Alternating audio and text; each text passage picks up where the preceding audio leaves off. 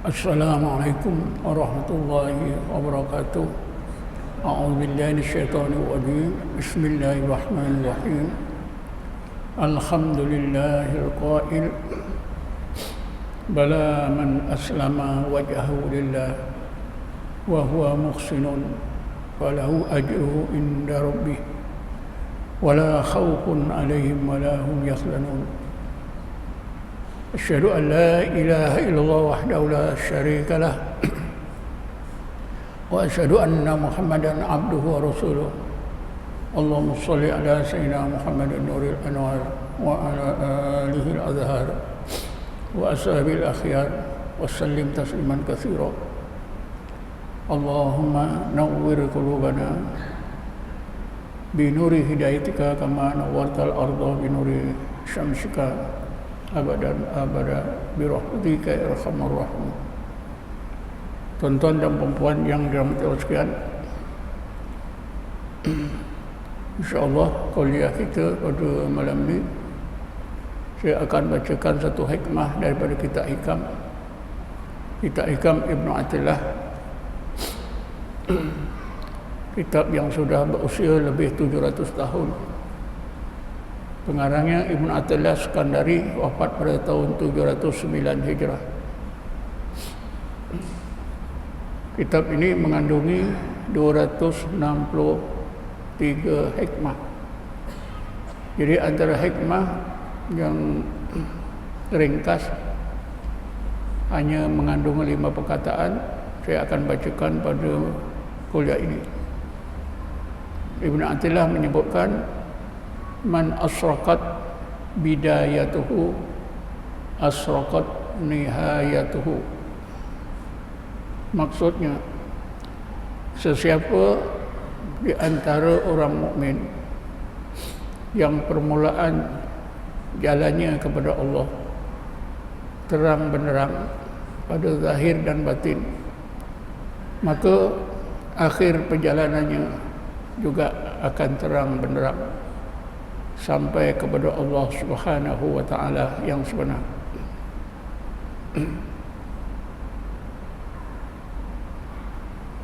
Kata kunci dalam hikmah ini ialah bidayah dan nihayah. Bidayah artinya permulaan, nihayah artinya akhir perjalanan.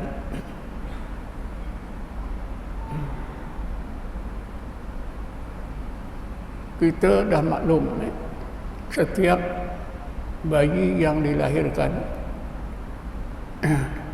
daripada kedua ibu bapa yang Islam, maka bayi tersebut adalah beragama Islam. Jadi agama bayi tersebut bermula daripada dilahirkan.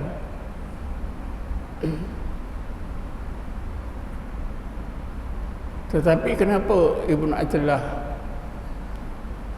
menyebutkan sesiapa yang permulaan jalannya terang benderang, maka akhir perjalanan juga terang benderang sampai kepada Allah Subhanahu wa taala?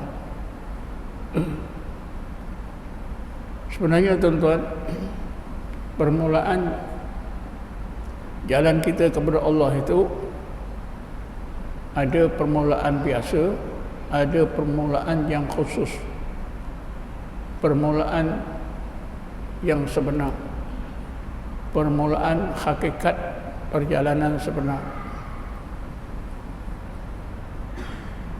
Kita boleh pahami demikian daripada kata-kata setengah ulama. Misalnya, Sayyidina Ali pernah menyebutkan di dalam kitabnya Nahjul Balaghah. Kata Sayyidina Ali, awwaluddin ma'rifatullah. Awal agama yang sebenar bagi seseorang itu ialah ma'rifatullah. Lengkapnya boleh kita sebut begini, awwaluddin haqqan ma'rifatullah. awal agama yang sebenar. Awal hakikat agama seseorang itu ialah apabila seseorang itu dikurniakan Allah ma'rifatullah. Bermakna kalau seseorang mukmin belum dikurniakan oleh Allah ma'rifatullah, maka orang tersebut, orang mukmin tersebut belum bermula dalam tingkat hakikat agamanya yang sebenar. Awwaluddin haqqan ma'rifatullah. Ada juga ulama yang menggunakan ayat Quran untuk menentukan awal agama seseorang, awal hakikat agama seseorang. Antara lain ialah ayat 112 surah Al-Baqarah yang telah saya bacakan dalam mukadimah kuliah tadi. Bismillahirrahmanirrahim. Bala man aslama wajhahu lillah wa huwa muhsinun falahu ajruhu inda rabbih wala khaufun alaihim wala hum yahzanun. Bahkan orang mukmin yang benar-benar menyerahkan diri zahir dan batin sebagai hamba Allah, sebaik-baik hamba Allah, wa huwa muhsinun, dan dalam keadaan dia seorang muhsin, bukan muslim, bukan mukmin saja, muhsin. Setiap muhsin dia mukmin, dia muslim, ya. Tapi kalau seorang mukmin dia belum tentu muhsin, apatah lagi seorang muslim. Wa huwa muhsinun, dia seorang muhsin sampai ke tingkat ihsan. Falahu ajruhu inda rabbih, pahalanya ada di sisi Tuhannya Allah. Pahala orang ini disimpan oleh Allah secara langsung. Wala khaufun alaihim wala hum yahzanun, tak ada rasa takut dan duka cita dalam hidupnya. Hidup mereka bahagia. Jadi apabila seseorang mukmin dapat mencapai apa yang Allah sebut dalam ayat 112 surah Baqarah ini, barulah dikira permulaan jalannya kepada Allah yang sebenar bermula. Kerana itu tuan-tuan, kita juga boleh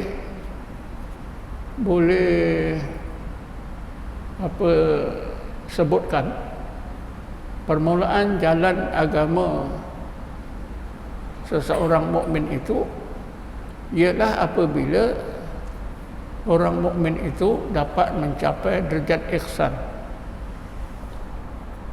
Selalu saya dah sebut, ya, dan ustaz-ustaz lain sebut, asas agama Islam 3. Islam rukunnya 5, iman rukunnya 6. Dan yang ketiga, ihsan, an ta'budallaha ka'annaka tarahu fa in lam takun tarahu fa innahu yaraka. Apabila seorang itu, tuan-tuan, sampai ke derajat ihsan, barulah dikira hakikat agama, ya, permulaan hakikat agamanya baru bermula. Jadi selagi seseorang itu belum sampai tingkat ihsan, hakikat perjalanan agamanya kepada Allah belum bermula. Sebab itu dalam ayat 112 tadi disebut, dia wa huwa muhsinun, hal keadaan orang tersebut seorang muhsin. Muhsin ialah orang yang sampai ke derajat ihsan, an ta'budallaha ka'annaka tarahu fa in lam takun tarahu fa innahu yaraka. Kalau kita mau dapat penjelasan, pencerahan yang lebih baik, kita boleh perhatikan beberapa ayat Quran, tuan-tuan. Misalnya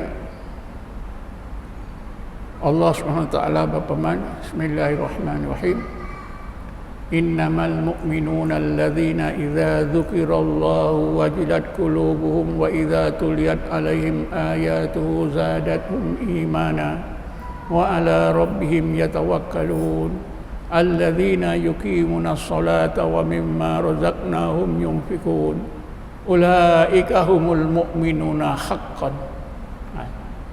Ulaika humul mu'minuna haqqan lahum darajatun inda rabbihim wa maghfiratun wa rizqun karim. Tak perlu saya nak ulas. Kita temui dalam ayat ini tadi, ulaika humul mu'minuna haqqan. Jadi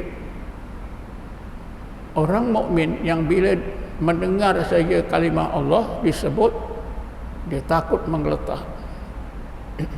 Bila mendengar ayat-ayat Quran bertambah iman dan sentiasa tawakal kepada Allah, dapat iqamah solat, membelanjakan harta dengan betul, ya. Baru dikira apa? Ulaika humul mu'minuna haqqan. Jadi kita boleh cek diri kita, tuan-tuan, sampai tak sebut Allah saja kita dah takut. Dengan abang kita saja, ya.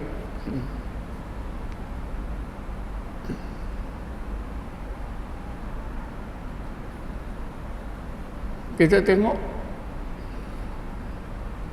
ulama-ulama yang terkenal. Imam Ghazali, ya, yang selalu kita jadikan contoh.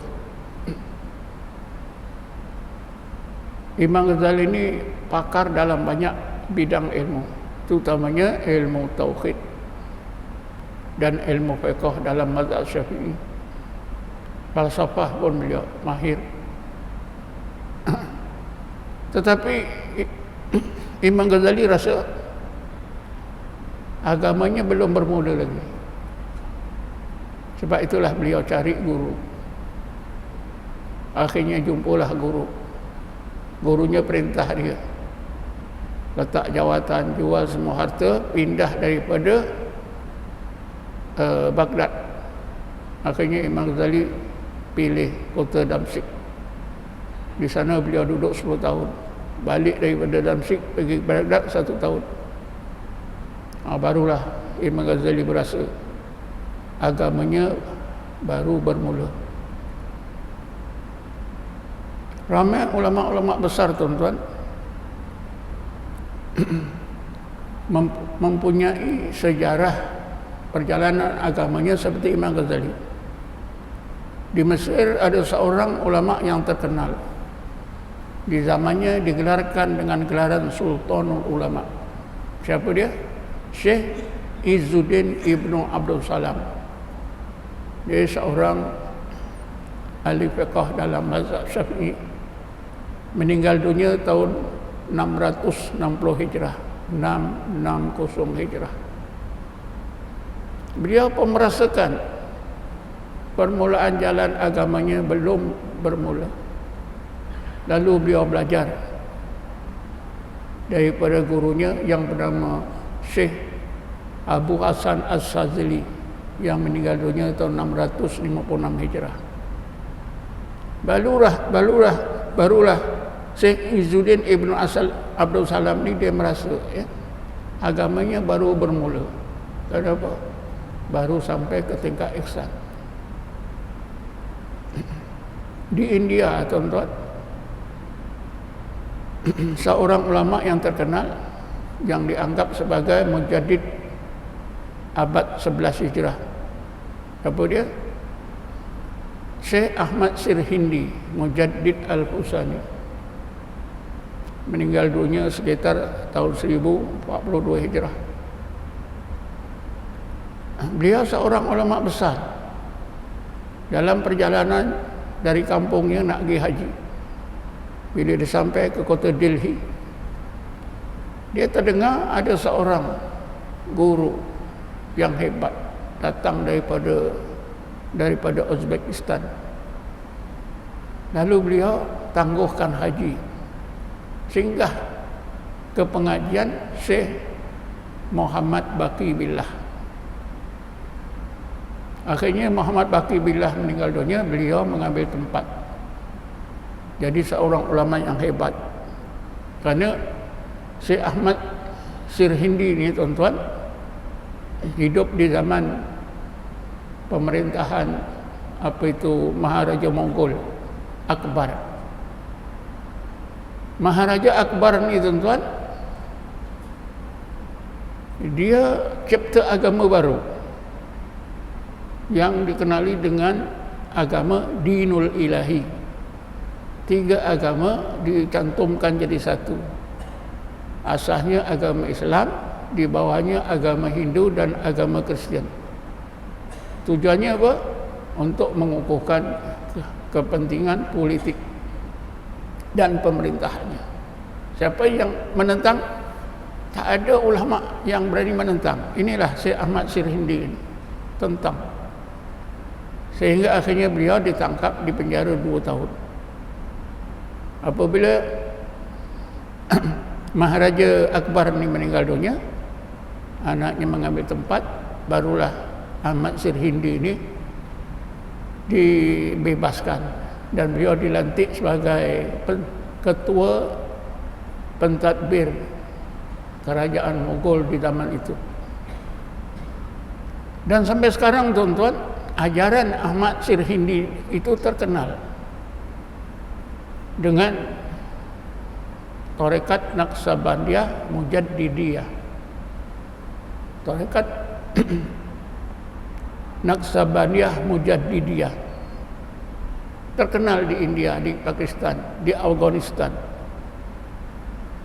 Tahun 93 tuan-tuan, saya wakil jabatan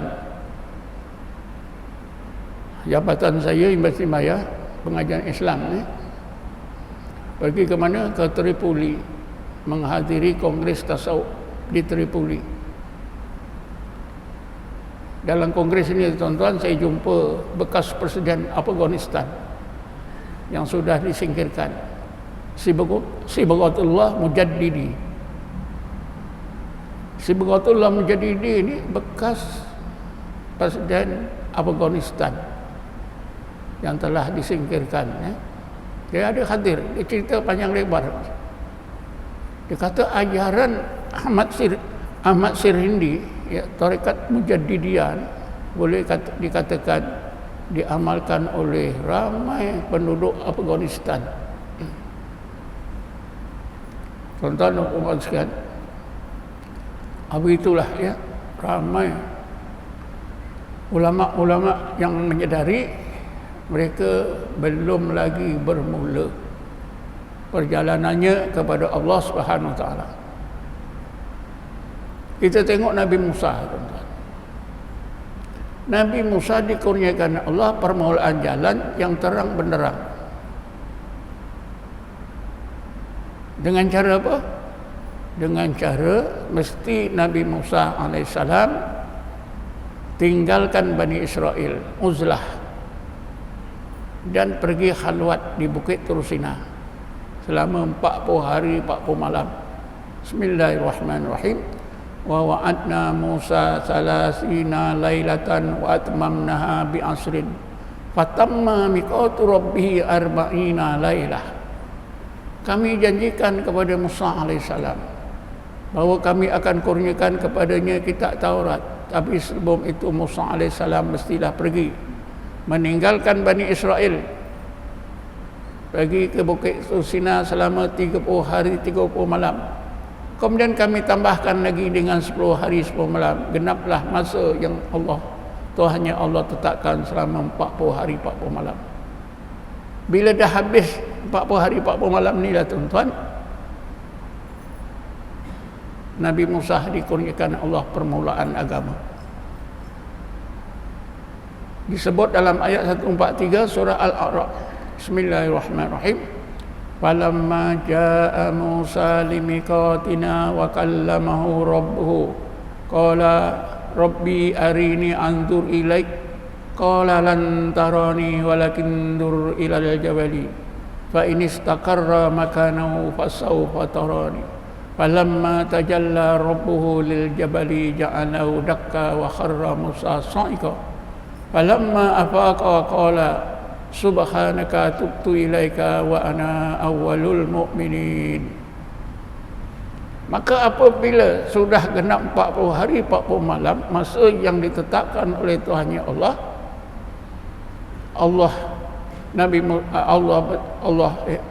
wa kallama rabbuhu, maka Tuhannya Allah bercakap-cakap dengan Nabi Musa. Macam mana Allah bercakap dengan Nabi Musa ni ada disebut diterangkan dalam setengah kitab Tauhid. Ketika itulah Nabi Musa mohon kepada Allah. Qala rabbi arini anzur ilaik. Ya Allah, bagi peluang aku nak tengok zatmu dengan kedua-dua mataku. Qala lan tarani. Wahai Musa, engkau tak boleh nampak aku dengan kedua matamu. Walakin dur ilal jabali fa in istaqarra makanahu fasawfa tarani. Akan tapi ya Musa, engkau renungkan saja Bukit Tursina dan kejadian sekitarnya. Sekiranya Bukit Tursina dan kejadian sekitarnya itu tetap ada seperti yang kau lihat, nascaya engkau boleh nampak aku. Tapi apa yang berlaku? Falamma tajalla rabbuhu lil jabali ja'alahu dakka wa kharra Musa sa'iqa.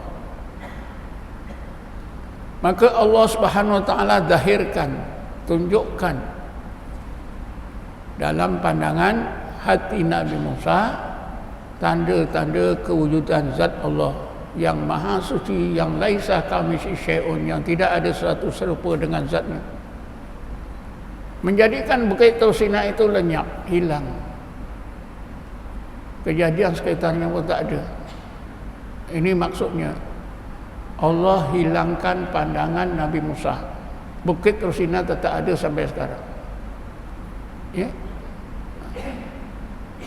Wa kharra Musa sa'iqa, maka Nabi Musa jatuh tersungkur pingsan. Jatuh tersungkur pingsan ni maknanya fana. Bukan pingsan tak sedar, fana. Orang fana ingatannya semakin kuat, pandangan hatinya makin tajam. Falamma afaqa, maka apabila Nabi Musa sudah sembuh, sudah pulih dari fananya, dia segera berkata, subhanaka, maha suci engkau ya Allah. Wajarlah kalau zatmu tak boleh dilihat oleh mata makhluk. Tubtu ilaika, aku serah diri zahir batin aku untuk jadi hamba-Mu, sebaik-baik hamba-Mu ya Allah. Wa ana awwalul mu'minin. Ni. Dan aku ya Allah, inilah titik permulaan aku mukmin sebenar. Wa ana awal mukminin itu bukan berarti aku ni orang mukmin yang mula-mula, sebelum aku tak ada mukmin, bukan macam tu. Wa ana awalul mukminin, aku rasa ya Allah inilah titik hakikat aku sampai iman yang sebenar. Jadi Nabi Musa pun ada permulaan jalannya, terang benderang. Inilah dimaksudkan man asrakat bidayatuhu asrakat nihayatuhu. Nabi Musa dikurniakan Allah permulaan jalan yang terang benderang. Sesudah itu bila Allah turunkan kitab Taurat ya menerusi Jibril, Nabi Musa boleh hafal. Bukan senang tu tak. Kitab-kitab sebelum Quran tuan-tuan diturunkan oleh Allah sekaligus. Kitab Taurat sekaligus turunkan kepada Nabi Musa. Nabi Musa boleh ingat, boleh hafal. Pasal permulaan jalannya terang benderang. Nabi Muhammad juga permulaan jalannya terang benderang. Kita boleh cek peristiwa pertemuan kali pertama antara Jibril dengan Nabi di dalam Gua Hira di atas Jabal Nur, di mana Jibril menyampaikan 5 ayat daripada suratul Alaq. Kalau kita telitikan, Nabi Muhammad pun dengan pertemuan kali pertama ini tuan-tuan, Nabi Muhammad dapat permulaan jalan yang terang benderang. akalnya diterangi oleh ilmu, hatinya diterangi dengan makrifah. Ada tak umat Nabi Muhammad yang dapat permulaan terang benderang? Ada. Mereka itu digelarkan oleh Allah dengan gelaran ulul albab.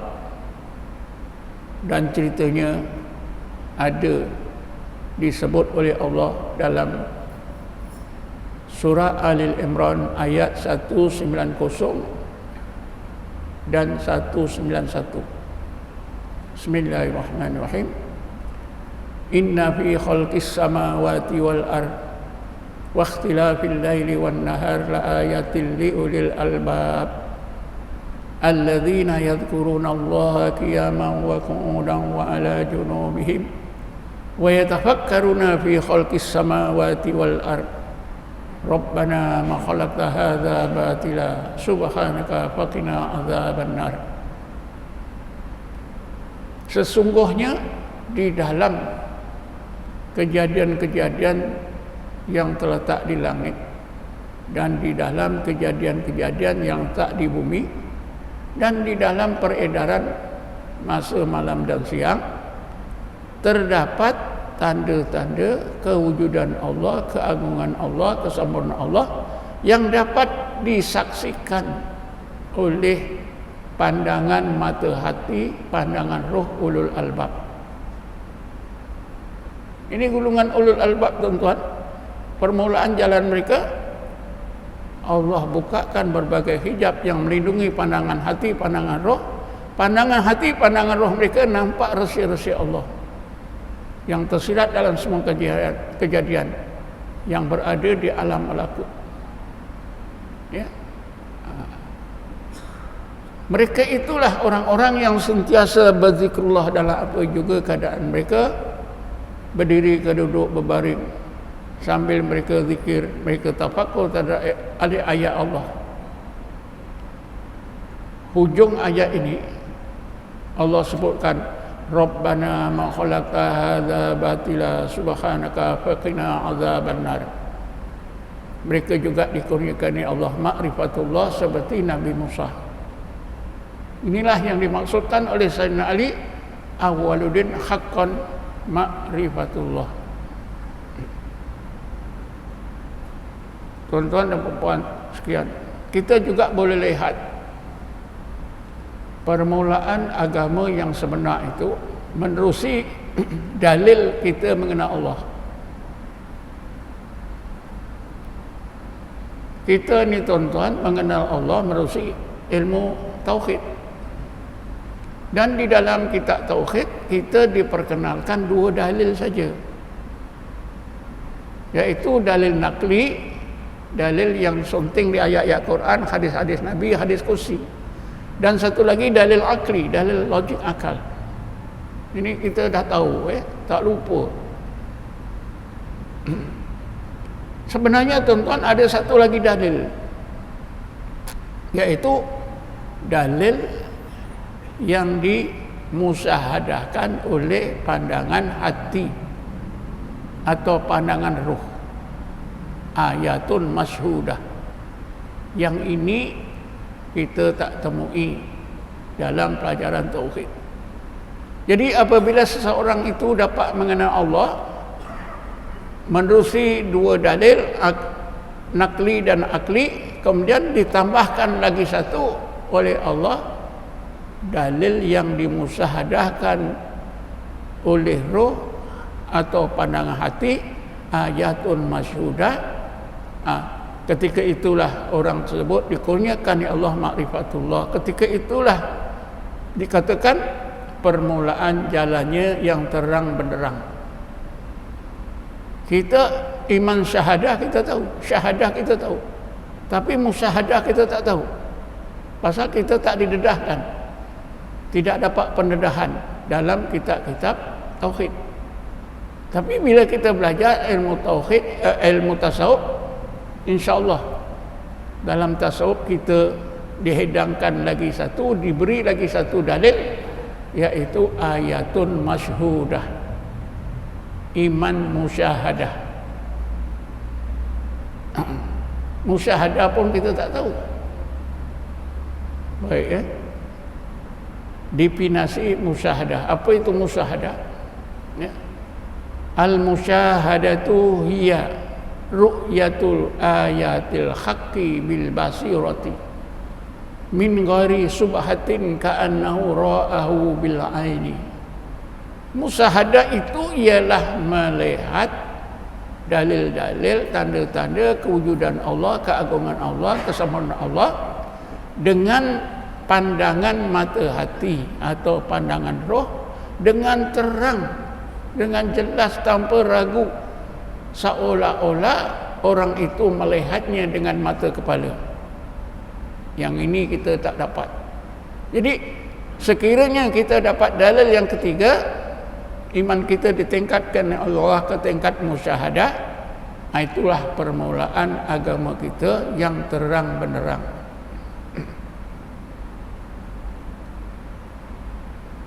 Jadi ulul albab adalah segolongan sahabat Nabi yang dikurniakan oleh Allah permulaan jalan mereka kepada Allah terang benderang.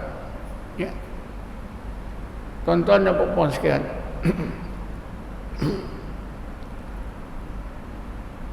kita boleh dapat penjelasan yang lebih terang lagi dengan menelitikan hadis tentang ihsan. Tentang Islam kita pelajari, tentang iman kita pelajari, tentang ihsan kita tak belajar. Macam mana tuan? Asas agama Islam 3. Islam rukunnya 5, iman rukunnya 6. Ihsan an ta'budallah ka'annaka tarahu fa illam takun tarahu fa innahu yaraka. Kita biarkan. Sedang setengah masjid ditulis besar-besar. Saya ngajar di masjid mana? Besar tulis. Dekat ni pun ada, kat mana ada 2-3 tempat. Al-ihsan an ta'budallah ka'annaka tarahu fa illam takun tarahu fa innahu yaraka. Tulis saja. Tapi tak ada siapa yang nak bagi faham. Tak ada siapa yang ambil tahu apa ni ihsan. Jadi tuan-tuan, untuk melanjutkan penjelasan, marilah kita sama-sama dengar apa kata ahli hadis tentang ihsan. Al-ihsan an ta'budallah ka'annaka tarahu fa in lam takun tarahu fa innahu yaraka. Apa kata ahli hadis? Ini bukan kata saya sampaikan saja. Itu pun tak lengkap, sebahagian yang perlu saja. Seorang ahli hadis, Ibnu Rajab Hambali, tak salah saya beliau wafat pada tahun 795, wafat pada akhir abad ke-8 Hijrah. Dalam kitabnya Jami'ul Ulum wal Hikam, kitab ini sudah diterjemah ke bahasa Malaysia. Agak saya dah belas tahun, tahun 2000 pun dah ada, lebih 10 tahun dah, belas tahun. Terjemahnya dalam bahasa kita apa? Himpunan ilmu dan hikmah, Jami'ul Ulum wal Hikam. Ibnu Rajab Hambali dalam kitabnya ini dia menerangkan antara tujuan antara maksud hadis tentang ihsan itu yang penting. Apa kata beliau? Kata beliau begini, hadis tentang ihsan ini dapat kita bagi kepada 2 tahap. Dapat kita bagi kepada 2 tahap berdasarkan kepada apa? Perjalanan seorang mukmin kepada Allah. 2 tahap. Tahap yang pertama kata beliau, anta budallah ka'annaka tarahu. Ini tahap yang pertama. Ketika seolah-olah melihat Allah, ketika itulah orang tersebut difanakan oleh Allah. Kalau tidak difanakan oleh Allah, dia tak akan mengalami seolah-olah melihat Allah. Ini fana ni pun kita nak faham apa itu fana. Seorang yang difanakan tu tuan-tuan, yang difanakan apa dia? Pendengarannya hilang. Dihilangkan oleh Allah pendengarannya. Penglihatannya hilang macam Nabi Musa tadi, ya. Daya kekuatannya hilang, sebab itu Nabi Musa jatuh tersungkur, lemah, lembik, ya. Semua hilang. Tapi ingatannya semakin jelas, semakin kuat. Nampaknya macam orang pingsan, tapi tidak. Hilang pendengaran, hilang penglihatan, hilang daya dan kekuatan, lembik. Kalau duduk pun mungkin tergolek, kalau duduk macam ni mungkin jatuh. Ya. Jadi ketika itulah orang tersebut, ya, akan, ya, dibukakan oleh Allah berbagai hijab yang menutupi pandangan hati, pandangan roh.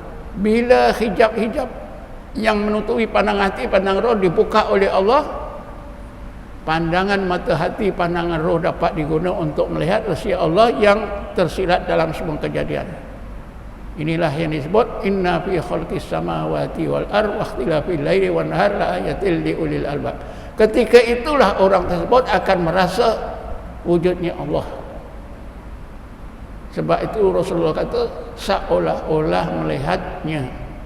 Dan ketika itulah tuan-tuan, Allah tingkatkan ilmunya pada akal ke dalam hati, ilmu bertukar kepada ma'rifatullah. Ini bukan kata saya, kata siapa? Ibnu Rajab Hambali dalam kitabnya Jamil Ulum wal Hikam. Ini peringkat pertama. Jadi dengan sendiri ketika seorang mukmin itu sampai ke tingkat ihsan tahap pertama, dia sudah dikurniakan oleh Allah ma'rifatullah. Sudah bertukar daripada alim billah kepada arif billah. Kemudian tahap kedua, fa in lam takun tarahu fa innahu yaraka. Sekiranya anda tidak lagi terasa seolah-olah melihat Allah, ini fana dah berakhir, ya. Fa innahu yaraka, anda akan terasa Allah sentiasa memantau diri anda. Yang ini kata Ibn Rajab tingkat yang tertinggi. Sesudah dikeluarkan oleh Allah orang tersebut daripada fana, diletakkan dalam keadaan baqa' billah. Sampurnalah, ya, ilmunya, sampurnalah kehambaannya. Jadilah orang ini arif al-kamil. Orang arif billah, kamil, sampurna kehambaannya. Hatinya jadi ikhlas. Orang inilah tuan-tuan persis seperti yang Allah sebut dalam ayat 112 surah Al-Baqarah. Bala man aslama wajhahu lillah wa huwa muhsinun falahu ajruhu inda rabbi wala khaufun alaihim wala hum yahzanun. Ayat 112 ini persis siapa saja yang mengalami dua tahap ihsan. Tahap pertama anta budallah ka'annaka tarahu. Tahap yang terakhir fa illam takun taru fa innahu yaraka. Dia akan mencapailah apa yang Allah sebut dalam ayat 112 surah Al-Baqarah.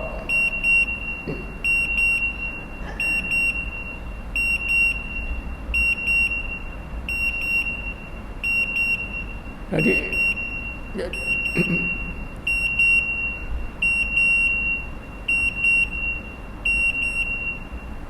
Jadi tuan-tuan, waktu pun dah sampai, kita simpulkan saja dengan apa yang saya terangkan tadi. Itulah maksudnya. Maksud man asraqat bidayatuhu asraqat nihayatuhu. Akhir perjalanan kita ini ialah sampai kepada Allah. Wa anna ila rabbika muntaha. Inna ila rabbika wa anna ila rabbika muntaha. Tapi tak ada masa untuk kita, insya-Allah kita sambung. Apa yang dimaksudkan akhir perjalanan itu terang benderang. Jadi takat ini saja untuk malam ni. Wallahu alam. Assalamualaikum warahmatullahi taala wabarakatuh. A'udzubillahi minasyaitonir rajim. Bismillahirrahmanirrahim. Wassalatu wassalamu ala asyrafil anbiya'i mursalin sayyidina Muhammadin wa ala alihi washabihi ajma'in.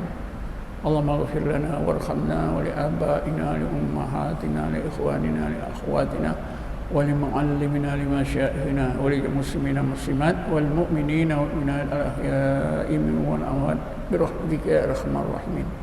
Rabbana atina fid dunya hasanah wa fil akhirati hasanah wa qina adzabannar. Walhamdulillahi rabbil alamin. Taqabbalallahu minkum.